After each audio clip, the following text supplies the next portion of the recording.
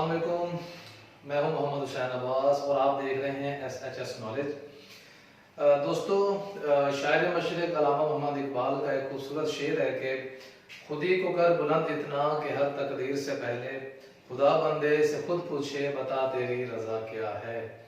इसमें जो इस शेर का जो मुकम्मल फोकस है वो एक वर्ड के ऊपर मरकूज है और वो वर्ड है खुदी।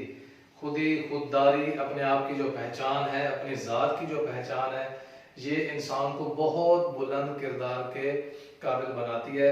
और अल्लाह पाक ने पूरे का पूरा कुरान पाक जो है वो एक इंसान के लिए, एक इंसान के डेफिनेशन के ऊपर, एक इंसान के मौजू के ऊपर जो है वो लिखा है। और उसके अंदर हमारे रहनुमाई के लिए बहुत ज़्यादा मिसालें हैं कि हम अपनी ज़ात की पहचान करें, हमारे अंदर क्या अच्छाई है, क्या बुराई है, हम अपने आप का एहतसाब कैसे कर सकते हैं, हम अपने आप को निखार कैसे सकते हैं, हम अपने आप को बहुत सी बुराइयों से, बहुत सी नेगेटिविटी से, बहुत सी नेगेटिव थिंकिंग से बचा कैसे सकते हैं। अगर आप अपनी खुदी को, अपने आप को पहचान लेते हैं कि मेरी एक पहचान है, मैं अगर करूं तो बहुत कुछ कर सकता हूं और अगर बिल्कुल ही ना करूं तो नकारा हो जाऊंगा, तो अपनी ज़ात की पहचान आपको जो है वो एक पुर एतमाद और पुर कशिश इंसान बनाती है। और इस खूबी के होते हुए ना तो कोई शख्स आपको धोखा दे सकता है, ना ही कोई शख्स आपको खरीद सकता है और ना ही कोई शख्स जो है वो आपको रुसवा कर सकता है। तो अपने ज़ात की पहचान कीजिए, अपने आप को पहचानिए कि मेरे अंदर अल्लाह पाक ने क्या क्या सलाहियतें मुझे अता की हैं और उन सलाहियतों का इस्तेमाल कीजिए, ना सिर्फ अपना फ़ायदा बल्कि अपने ख़ानदान को और इस मुआशरे के लिए भी अपने आप को फ़ायदेमंद बनाइए। दोस्तों, आज हमारा जो टॉपिक ऑफ डिस्कशन है, as we have started pronoun, तो प्रोनाउन या इसमें ज़मीर जो हम एक नाउन की जगह पर इस्तेमाल करते हैं, हमने उसके कुछ केसेस डिस्कस किए थे एक या दो दिन पहले। आज हम जो डिस्कस करने लगे हैं वो है types of pronoun. Types of pronoun के एक नाम, एक वर्ड, एक पार्ट ऑफ स्पीच जो एक नाम की जगह पर हम इस्तेमाल कर रहे हैं, वो कितनी अकसाम का हो सकता है, कौन कौन से ऐसे वर्ड्स हैं जो नाम की जगह पर इस्तेमाल हो सकते हैं या नाम के बारे में इस्तेमाल हो सकते हैं कि जो नाम को ही डिनोट कर रहे हो। आज हम जो टाइप ऑफ प्रोनाउन की डिस्कशन करने लगे हैं वो है रिफ्लेक्सिव प्रोनाउन। रिफ्लेक्सिव प्रोनाउन को एक और प्रोनाउन की फॉर्म में भी इस्तेमाल किया जा सकता है, and that is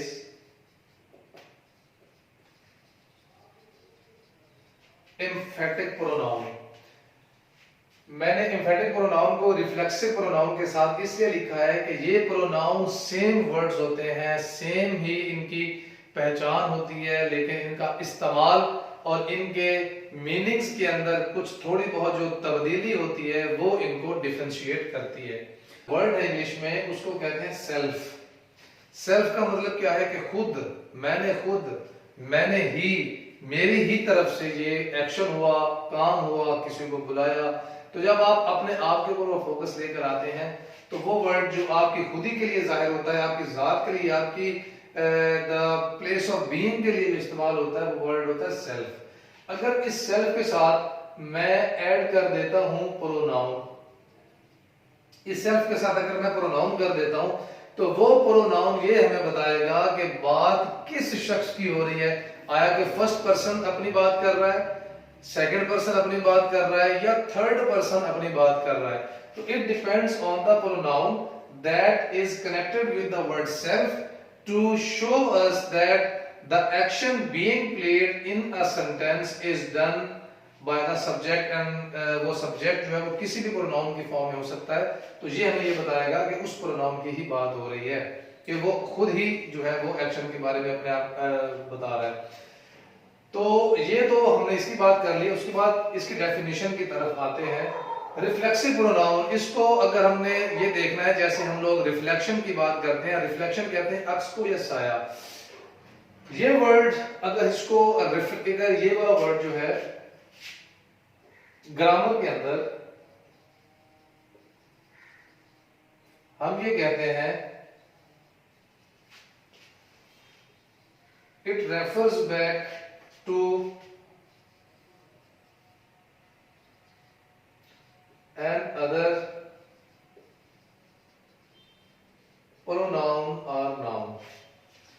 it refers back to another pronoun. इसका मतलब ये हुआ कि जहां पर रिफ्लेक्सिव प्रोनाउन आ रहा होगा वो पहले इस्तेमाल शुदा या पहले एक सेंटेंस के अंदर जिसका यूज हो चुका है, नाउन है या प्रोनाउन है, उसी की ही बात करेगा, उसी के बारे में हमें बताएगा। तो इसका मतलब यह है कि एक सेंटेंस के अंदर जो पहले इस्तेमाल नाउन या प्रोनाउन है वो सेंटेंस में बतौर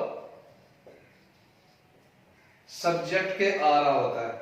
तो इसका मतलब ये रेफरेंस बैक का मतलब क्या हुआ कि अगर एक एक्शन एक सेंटेंस में हुआ है, वो एक्शन जो हम एक्शन वर्ब इस्तेमाल करते हैं, वो एक्शन किसके जरिए हुआ है, किसके थ्रू हुआ है, ये प्रोनाउन हमें बताता है कि ये एक्शन टुवर्ड्स द सब्जेक्ट, कि ये सब्जेक्ट की तरफ से एक्शन जो है वो कंप्लीट हुआ है या कैरी आउट हुआ है, जो भी आप समझ लें। तो रेफर तो इसकी डेफिनेशन में आ जाता है, it refers back to another noun or pronoun and it tells us that action is played, done, completed by the subject.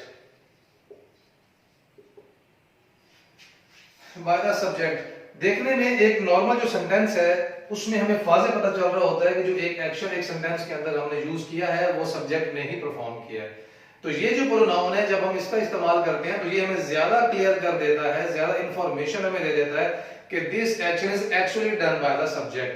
तो ये जस्ट हमें इंफॉर्मेशन देने के लिए आता है, हमें थोड़ा सा बताने के लिए आता है कि ये जो आपने काम किया है, इस एक्शन का जो ताल्लुक है, इस एक्शन को जो कंप्लीट जिसने किया है वो सब्जेक्ट ने किया है। सम टाइम ये प्रोनाउन सब्जेक्ट और ऑब्जेक्ट को कंबाइन करने के लिए भी आता है। तो मैं ये कह सकता हूं कि इसका मतलब ये हुआ कि जब हम इस प्रोनाउन का इस्तेमाल करते हैं तो उसमें सब्जेक्ट और ऑब्जेक्ट सेम पर्सन होता है। For example we write down the sentence, this is the sentence I cut this cake.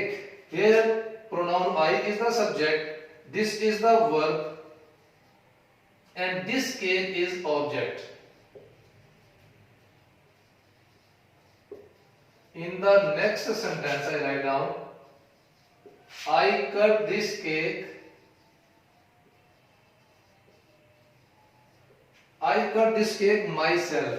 It means that this is the subject, this is verb, this is object, and this is also a pronoun showing us, giving us information that the action of the sentence is done by the subject. I cut this cake myself, कि मैंने वो cake काटा है या काटता हूं, myself मैं ही। तो ये हमें एक नॉर्मली जस्ट इंफॉर्मेशन देने के लिए इस्तेमाल होते हैं वर्ड्स। अब यहां पर देखें तो एक वर्ड सेल्फ है और उसके साथ हमने प्रोनाउन ऐड किया, और वो प्रोनाउन किसका है, जिस नाउन या प्रोनाउन की तरफ हम रेफर कर रहे हैं। तो ये प्रोनाउन बिल्कुल अपने सिमिलर पर्सनल प्रोनाउन की तरफ हिंट करेगा और हमें इंफॉर्मेशन देगा कि the action of the sentence is done by the subject. तो ये रेफर बैक करता है to another pronoun and tells us that action is played और डन बाय द सब्जेक्ट। तो this word is actually describing, telling us, referring back towards the subject, the completion of action is done by the subject. अब for example I damaged myself in an accident, कि मैंने अपना ही नुकसान कर दिया एक accident में।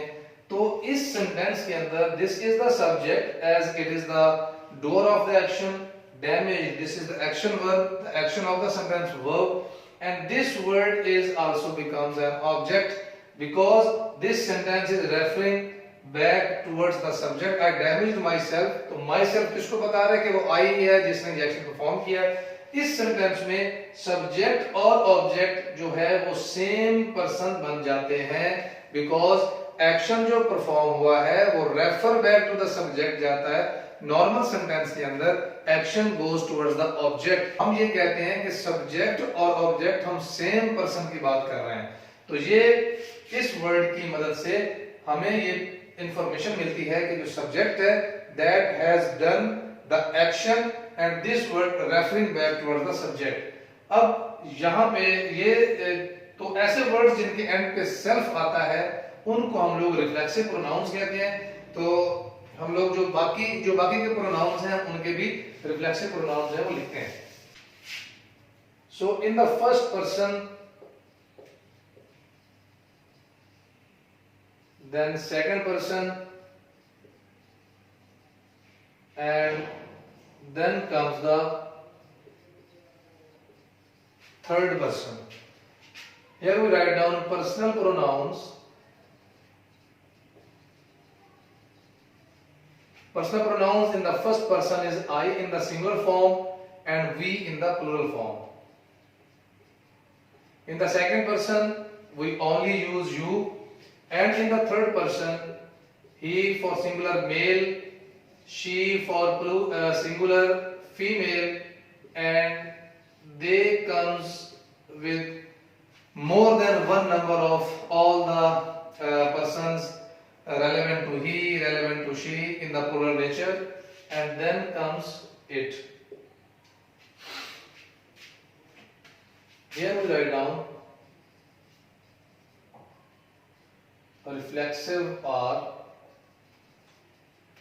emphatic pronouns. For I, here we write down self for all singulars.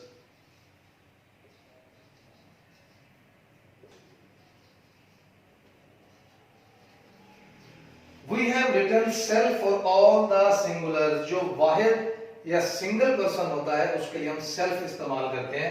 But when we talk about more than one number, for example, here we, हम, more than one number, here they, more than one number, वो सब के सब. So for pronouns having more than one number, we use selves. Self for singular and selves for plural. Here we write down selves. Now self or selves tell us खुद ही जात से मुतालिक ये चीज होती है कि जो भी प्रोनाउन है उसी की जात से ये एक्शन आया है, उसी की शख्सियत ने ये एक्शन परफॉर्म किया है. तो यहाँ पे अब हम ऐड करेंगे इनके साथ प्रोनाउंस, और प्रोनाउंस ये हमें शो कर देंगे कि किस प्रोनाउन के हिसाब से वो एक्शन कंप्लीट हुआ है. फॉर एग्जांपल पर्सनल प्रोनाउन आई है, यहाँ मैं ऐड कर देता हूँ माई सेल्फ. इनको हम मिला के लिखते होते हैं. So myself mean, for example, I wrote this letter myself. ये I completed my work myself. मैंने अपना काम खुद मुकम्मल किया है. Right? So myself आपको बताता है कि जो सब्जेक्ट है वही है जिसने कंप्लीट किया है. Now we, the pronoun is our, ourselves. We invited our friends, ourselves, कि हमने खुद अपने दोस्तों को मदऊ किया है. So this is for first person singular myself and first person plural ourselves. Now coming towards the second person, for you we use yourself. Yourself तुमने खुद ही. You called me yourself, तुमने मुझे खुद बुलाया. You wrote this letter yourself, तुमने खुद ये खत लिखा. You are responsible for this mistake yourself, तुम खुद ही इस जो गलती के जो है जिम्मेदार हो. You disappointed me yourself, तुमने खुद मुझे मायूस किया. तो yourself का मतलब ये है कि सब्जेक्ट क्योंकि you है तो you ही एक्चुअली जो है वो एक्शन जो है उसका परफॉर्मर है. तो he singular we use himself. He drove his car himself, उसने खुद अपनी गाड़ी चलाई. He cleaned his room himself, उसने अपना रूम खुद साफ किया. तो जब हम वर्ड खुद का इस्तेमाल कर देते हैं उसकी पहचान हमें कौन करवाता है? सेल्फ का वर्ड. तो जो सेल्फ का वर्ड है इसका मतलब हम क्या ले लेते हैं? खुद. खुद से मुराद ये आ जाता है कि जो सब्जेक्ट है that is personally involve with the help में. ये पॉसिबिलिटी यहाँ पर ये होती है कि आप जो है किसी की हेल्प भी ले सकते हैं, सपोर्ट भी ले सकते हैं. तो जब हम सेंटेंस की बात करेंगे तो उस you becomes the main subject of the doer of action. तो आप वो काम मुकम्मल करते हैं. So that's why himself. For she we write down herself. She sewed his shirt herself. She washed all the plates herself, उसने खुद सारी प्लेटें धोई. She went to school herself, वो खुद स्कूल चली गई. तो herself जो है वो she की बात कर रहा है कि उसने खुद वो काम किया. So they means themselves. Themselves mean उन्होंने खुद. जैसे हम बहुत ज्यादा नंबर के लिए हम they का इस्तेमाल करते हैं. For example they distributed all the prices themselves, मतलब उन्होंने खुद तमाम जो इनामात थे वो तकसीम किए। They posted all the letters themselves, उन्होंने खुद तमाम जो खत थे वो पोस्ट किए, डाक में डाले। सो देमसेल्व्स, उन तमाम लोगों की जो है वो रेफरिंग कर रहा होगा कि वो जो सब्जेक्ट है उन्होंने खुद ये काम किया है। फॉर इट बिकम्स इटसेल्फ, जैसा कि हमने वो स्टोरी भी पढ़ी है the butcher and the dog, जिसमें हम ये बात कर रहे होते हैं। The dog went to the butcher's shop where it stole the piece of meat itself, कि उसने खुद वहां से गोश्त का टुकड़ा चुराया। तो जब हम नॉन लिविंग्स की बात करते हैं, एनिमल्स की बात करते हैं, टाइम ड्यूरेशंस की बात करते हैं, सो वी यूज इट। सो इन सब प्रोनाउंस के साथ एक चीज कॉमन है, the word is self, that means खुद, उस सब्जेक्ट ने खुद वो काम किया। तो reflexive pronoun is giving us just information that subject is responsible for the action. और दूसरी बात ये, रिफ्लेक्सिव प्रोनाउन जो है वो हम जो वर्ब इस्तेमाल करते हैं एक सेंटेंस में उसके बाद इस्तेमाल होता है। अब हम कुछ एग्जांपल्स के साथ एम्फेटिक प्रोनाउन को भी देखेंगे और रिफ्लेक्सिव प्रोनाउन को भी देखेंगे, क्योंकि दोनों में जो वर्डिंग है, जो प्रोनाउंसिएशन है वो सेम ही है। जस्ट क्योंकि मैंने आपको शुरू में बताया था कि उनकी जगह का फर्क होता है और उनके मीनिंग्स को कन्वे करने का फर्क होता है। In this sentence I opened my office myself. Here is a pronoun, then this is a pronoun, then this one is a pronoun. In the second sentence, again I is a pronoun, again myself is a pronoun, and then employees have distributed their salaries. This is a pronoun.